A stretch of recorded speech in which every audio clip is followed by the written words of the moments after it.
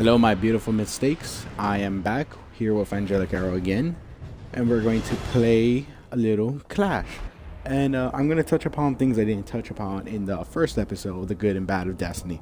And that includes weekly heroic, daily heroic, raids, and strikes. Oh, and the most feared thing, Nightfall. Oh, Nightfall. Alpha team. Now, let's start off with the daily heroic. Daily heroic, you know, it is a nice concept. It's just, you know, story missions put with modifiers. You know, it's a fun little time. And you now with the recent update, which allowed us to get more engrams and better engrams at that, which was a big problem with the community. You know, they all hated the Cryptarch. That bastard, always giving me rare for legendary. And he would just laugh at it. He would just take our things and just laugh in our face as we struggled. Now, with the daily heroic, now with the update, you do get Cryptarch engrams, which can actually be legendary or exotic. Most times it's rare. I have gotten a legendary gun out of it. My buddy has gotten the legendary launcher Gjallarhorn from it. Same thing with weekly heroic, it's just a strike, just with modifiers, and you can again get another Cryptarch engram from it. Now when it comes to the Nightfall, actually when you beat it, you do get an XP modifier, which is a very nice thing, especially when it comes to bounties, because it does also reduce the number of kills. For example, if you need to get 100 headshots, when you have the double XP modifier, actually I don't even know the XP modifier, but when you do have the XP modifier, a kill can be worth 2 to 3 kills instead of just 1. Oh, I can't hit that guy. Not only that, but it does give you a higher chance of an exotic. I don't know if you get a Cryptarch engram from that anymore. I've never seen it, because when I did the Nightfall, it was after the patch. I mean before the patch, so I don't know the rewards. I'll find out next week. And now we're going to get into the raid. Now the raid, that's the big thing. That's the end game. And it is a very fun time as long as you have a competent team. If you just go in there with random, it's going to be very bad, because you're going to be disorganized and you're not going to know what to do. But if you do have a good team, like I did, you're going to have a fun time. You're going to probably blast through it. And it's not very hard. It's actually very easy to do.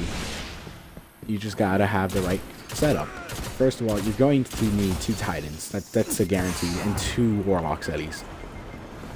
Now, we had Hunters, and that's because the Hunters are actually very good when it comes up to the final boss, because you could keep using your super non-stop, and with their Gunslinger, they do heavy damage on them. I'm not going to spoil anything about the raid in case you haven't done it, but I'm going to tell you the one bad... I think there's actually more than one bad thing, but one bad thing is once you beat it, you don't get any more rewards in it. That's it. Once you're done with it, you're done. You have to wait till next week. Another actual bad thing with it is the rewards you do get for it, because you do this long raid. You're expecting, you know, good legendary, and you know, you do this great battle, and the next thing you know, you get ascended shards. In my first ever raid, because when you beat a part in the raid, it's, I believe, 4 to 5 parts, you get rewards. You're just guaranteed a reward at the end. My first playthrough of the whole raid, every single reward was ascended shards. And I felt like, you know, that wasn't right, you know. How much ascended shards does one person need? I mean, it's not always like that. You could get exotic, which I have seen. You could also get legendary, which I have seen. But, you know, since you can only do the raid once a week, that means you can only get these items once a week. So if you get screwed over and you don't get anything good, oh god, I hate Blade Dancer. then you're gonna have to wait till the whole next week. Even if you try it on hard, some people believe that if you went on hard mode instead, it would reset your loot total. Really, another Blade Dancer, but that doesn't do anything. However, if you do start on hard, things to know is, you all have to be at least level 29. If you're not going anywhere. Other than that, you have to have patience and time because it is very, very difficult. Another thing to realize is you're probably gonna want more Titans and Warlocks in this one than actual Hunters, because if you die in the hard version of the raid, you stay dead until a checkpoint. There is no reviving.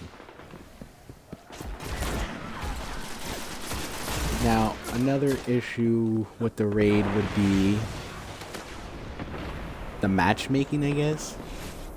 A lot of people feel like there should be a matchmaking. I did say this earlier, you don't really want to play with randoms, but if you have no one to go to, like you might have switched your system out recently, like you might have been an Xbox or PlayStation player and you might have went to the Xbox One or the PS4. And if you don't have friends, you know, how are you expected to do the raid? So you're gonna have to find random people. And a lot of people are angry because, you know, if they don't have friends, then how can they do the raid? They're gonna have to find random people, but if there's no matchmaking system, how do they find random people?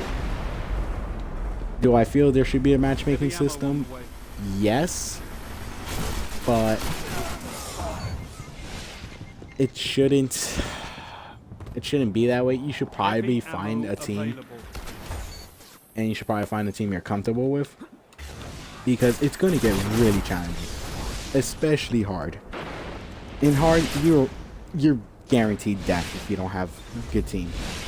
And the only way to have a good team is to be able to communicate with each other and be able to know each other. If you know each other's playstyle, if you know each other well, you know how to work together, then you could do this. If you don't, good luck to whatever you do. I don't expect you to win. I'm sorry, but that's the truth.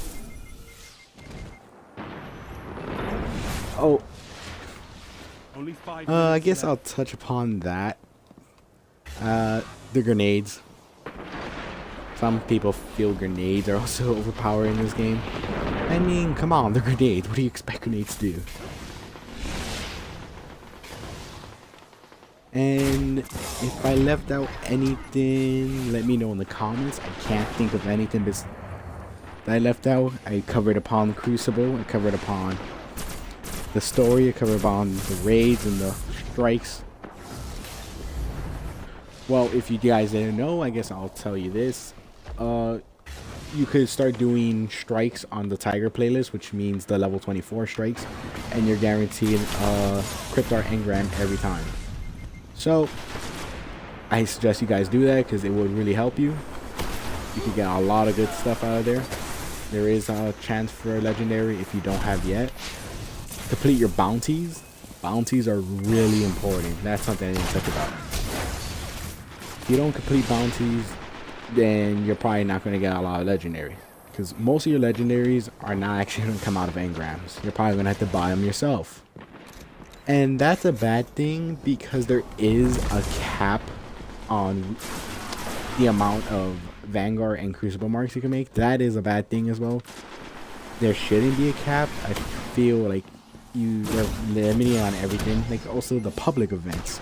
And look at this, I was gonna say, you know, I'm almost done here. There's a lot of things that I forgot to cover. Public events, you know, you don't really get anything out of it. Only your first time, that's it. Once you beat it the first time, you really don't. It's the rarest thing if you get another bonus. I feel like there should probably be an increased amount of XP you get out of patrol missions, because it seems like it's forever to level up in a faction. It will take weeks for an average gamer, because, you know, an average gamer will only play about 1 to 2, maybe even 3 hours. So it will take a long time for them to build up to be able to buy legendary. So I do feel like the patrol missions and strikes should give you more reputation than they already do. And at that, I'm going to leave you guys. Thanks for watching. Like, favorite, and subscribe. And I'll see you next time.